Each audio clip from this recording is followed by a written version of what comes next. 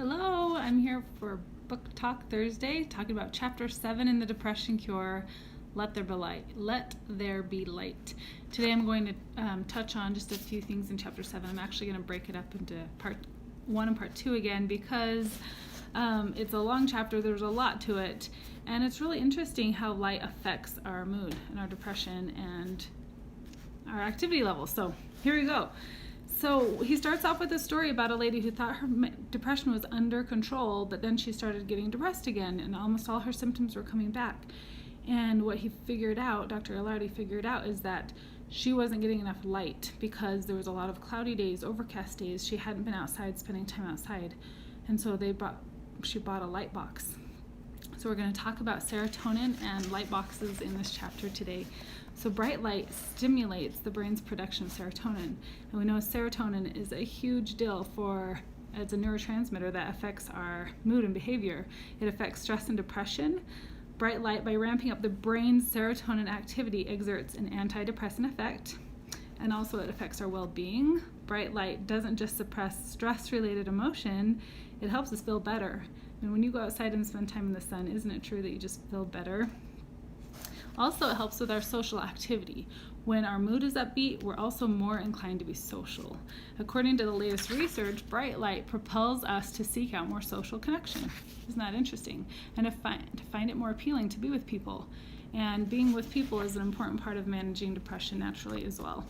So the brain works in a way like it's a clock, and we have to reset our clock. And if we're not getting the light every day to reset our clock, it can affect so many things, our mood, our sleep, and he's going to touch on these things. So when we're deprived of ample light, the body clock falters, and the trillion cells inside of our body quickly fall out of step with one another, and everything just breaks loose. Our hormones are out of whack, our sleep is erratic, just the things I just mentioned. So here's the thing, we have a pretty accurate clock within our body, but it's not a Rolex. It has to be reset every day with the sun. And if we're not getting outside and that sun isn't affecting us, not hitting our eyes, it's not resetting our body clock. So how much bright light exposure is required? Luckily, it's not that much. For most people, 15 to 30 minutes each morning is enough to reset our clock, our circadian rhythm. It's really hard in the winter, so a lot of people have SAD, seasonal affective depression disorder. I didn't say that right. I'll say that in a minute. Talk more about SAD in a few minutes. But when it's dark outside, cold, dreary, it's really hard to get that light. Now in my family, my husband has depression, and we haven't really experienced light being part, like the lack of light affecting him, because he is a letter carrier. So he's outside every day and he gets that light every day. And so that's really important, and we haven't had to bring in a light box for him. So it's been nice that he has that job, but a lot of people work indoors, and so light and getting that light is really important. If you can't get it naturally, then light boxes are really helpful. So here we go. Seasonal affective disorder, also known as SAD, is when people get more sluggish during the winter. The rate of clinical depression goes up. An estimated 20% of population battles the winter blues between November and March because there's just not as much sunlight as in the summertime. Clinicians refer to the winter onset as SAD, and it's usually a pretty depressive illness, but it also has some clinical features. For example, while most people with depression struggle with insomnia, those with SAD tend to sleep too much, and up to 12 hours or more each day. And even after they wake up, they usually feel groggy and sluggish. It affects people. They start gaining weight.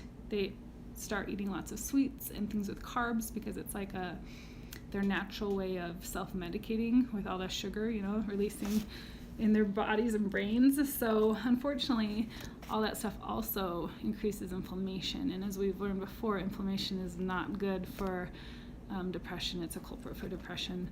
So those with SAD tend to be extremely sensitive to light deprivation year-round.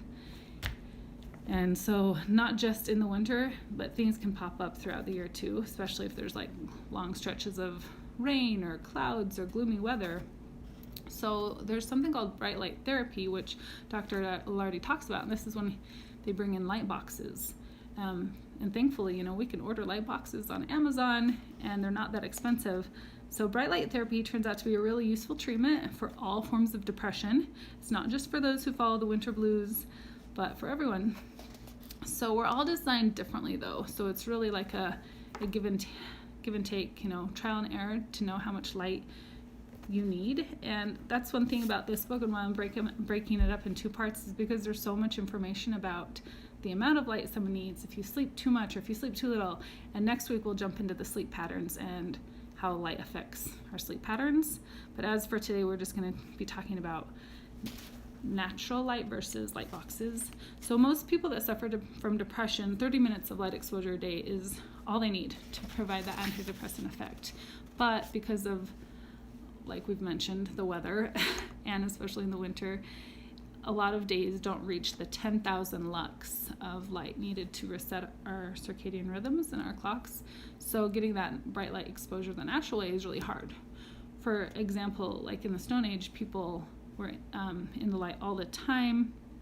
They are immersed in nature 24/7.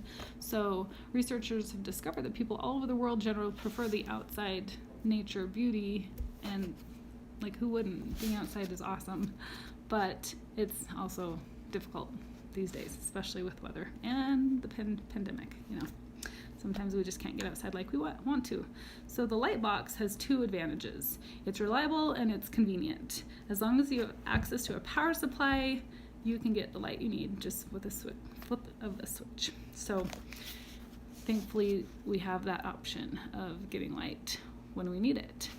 Many of us don't have the luxury of just going outside, so a light box is awesome. So let's talk about the light box. A 10,000 lux light box is what you want to look for if you want to go get a light box. So by far most widely researched type of light boxes for depression is called a 10,000 lux box with fluorescent bulbs. So the fluorescent lux of white light. It stimulates the brightness of the sun. And even if you go this route, you still have an important choice to make, because there are dozens of different fluorescent light boxes on the market. They vary in so many things. So the one he is referring to, or kind of recommending, is called the Daylight DL930 by Uplift Technologies, and it's on Amazon for less than $150. There's also blue spectrum boxes. Blue spectrum boxes give about 400 lux, but because of the blue light, the tests haven't been done sometimes enough to know if that's really effective. Blue light can affect your retinas, your different parts of your body, and doesn't occur naturally. So he recommends fluorescent light bulbs, or the fluorescent light boxes. So here are a few tips about light boxes. It's best if you can set the light box up above 6 inches above eye level, so it's like going down like the sun into your eyes. And if possible, position the box so it's centered in front of you, not off to one side. Light boxes usually work best when they're positioned about 18 to 24 inches from your eyes, but there's an interesting trade-off when it comes to distance, because the farther the box away is, the more it will reach every part of your eye. Most high-quality boxes can deliver 10,000 lux of light, which is what we need. And make sure you look for that on the product box. However, positioning the box closer than 12 inches can cause uncomfortable eye strain, and you never want to stare directly at the box itself about the light, because it will be too hard on your eyes. Fix your gaze on something in front of you. So some people, set their light boxes up in the morning while they're reading their newspaper or a book or eating their breakfast, and just having that light shine on you in the morning. So if you can't position the box above you for some reason, it will still work okay if it's off to the side, but just make sure you rotate it so you're getting both sides. So I'm not going to go into the timing yet, because there is timing about sleep and how much light you need on you for sleep, the time of day that you should have the light box on. So this is just kind of a teaser, I guess. And mostly to know that there is another option. Like if you're feeling gloomy and depressed because of the weather, light boxes can really be a saving grace. One thing he said that I skipped over it, let me go back to it, is that daylight,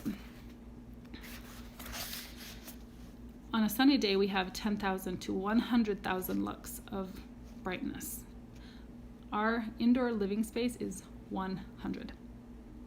On a cloudy or overcast day, there's 1,000. So even a cloudy day spending outside time is better than being indoors all day. But because it's not as much lux, you need to spend double the amount outside on a cloudy day, and that's not always pleasant. So that's why a light box is a good option to have in the mornings. And like I said, we've never tried the light box. We haven't had that issue because my husband works outdoors, and I'm outside often with my children, and that's how I choose to exercise. But my mother-in-law has a light, and it's been helpful.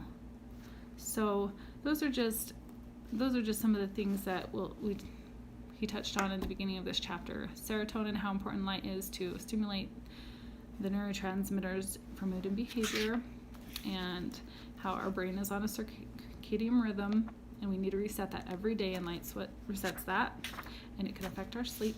So with bright light therapy with a box can be super helpful. And then next week we'll talk about sleep, and we'll talk about vitamin D and how a light box can actually be really helpful in resetting our sleep if we're not sleeping well. There's also some frequently asked questions, so stay tuned for next week and part B of Let There Be Light. And drop a replay if you're watching on replay. Where are you coming in from? Have you had any experience with light boxes?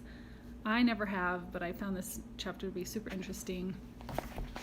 Just knowing that there are so many options of managing our depression naturally, and the things we can different things we can do. So I'd love to hear your experience if you've used a light box and how it's worked for you. So take care, guys. Have a good day.